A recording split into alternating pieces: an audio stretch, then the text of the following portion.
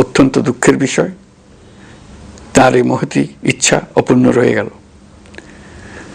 তার স্বপ্ন বাস্তবায়নের দায় আজ সমগ্র জাতির কাঁধে ন্যস্ত।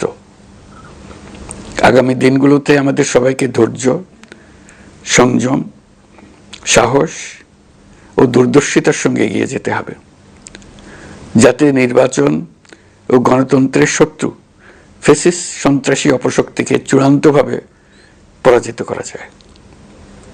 এই শোকের মুহূর্তে আসুন আমরা শহীদ শরীফ ওসমান হাদির আদর্শ ও ত্যাগকে শক্তিতে পরিণত করি,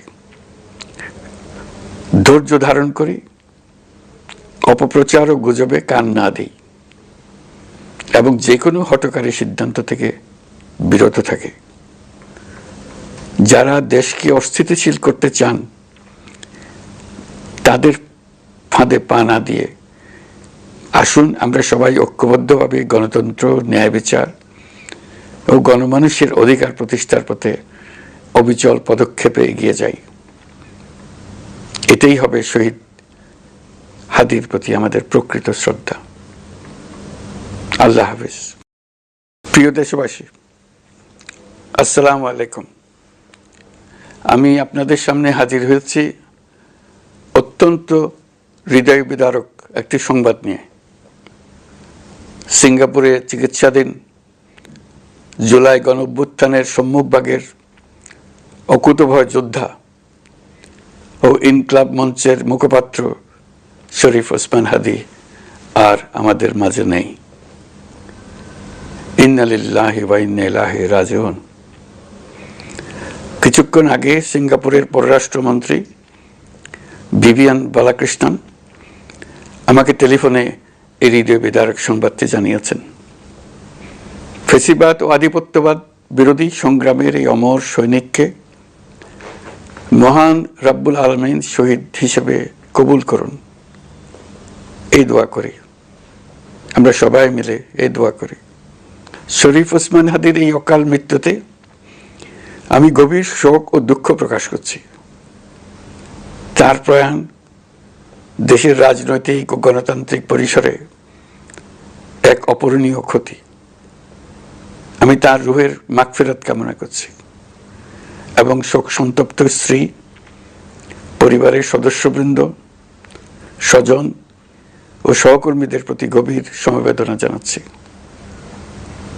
শহীদ ওসমান হাদির স্ত্রী ও একমাত্র সন্তানের দায়িত্ব সরকার গ্রহণ করবে।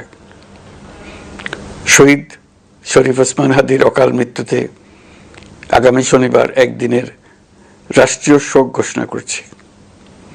এই উপলক্ষে শনিবার দেশের সব সরকারি, আধা সরকারি, স্বায়ত্তশাসিত প্রতিষ্ঠান, শিক্ষা প্রতিষ্ঠান সহ সরকারি বেসরকারি ভবন এবং বিদেশে বাংলাদেশ মিশনগুলোতে জাতীয় পতাকা অর্ধনমিত থাকবে।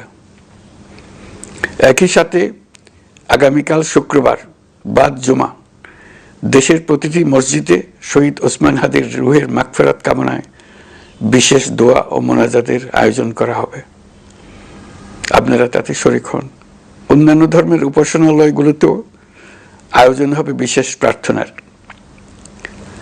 আমি বিশেষ কৃতজ্ঞতা জানাই সিঙ্গাপুর সরকারের প্রতি। তারা হাদির চিকিৎসা অত্যন্ত আন্তরিকতা ও পেশাদারিত্ব দেখিয়েছেন। বিশেষ করে সিঙ্গাপুরের পররাষ্ট্রমন্ত্রী ভিভিয়ান বালাকৃষ্ণন, যিনি একই সঙ্গে একজন বিশিষ্ট চিকিৎসক, তার প্রতিও তিনি নিজে হাদির পরিচর্যা করেছেন, আমাকে নিয়মিত চিকিৎসা সম্পর্কে খোঁজ খবর দিয়েছেন। এই নৃশংস হত্যাকাণ্ডের সঙ্গে জড়িত সকল অপরাধীকে দ্রুত আইনের আওতায় আনা হবে এবং তাদের বিরুদ্ধে সর্বোচ্চ শাস্তি নিশ্চিত করা হবে। এই বিষয়ে কোনো ধরনের শৈথিল্য দেখানো হবে না। বিপ্লবী রক্তে উজ্জীবিত এই তরুণ নেতা ওসমান হাদি ছিলেন প্রতিবাদের অনন্য প্রতীক। তার কর্মের মধ্য দিয়ে তিনি শুধু প্রতিবাদ নয়, দেশপ্রেম, ধৈর্য ও দৃঢ়তার অনন্য দৃষ্টান্ত রেখে গেছেন।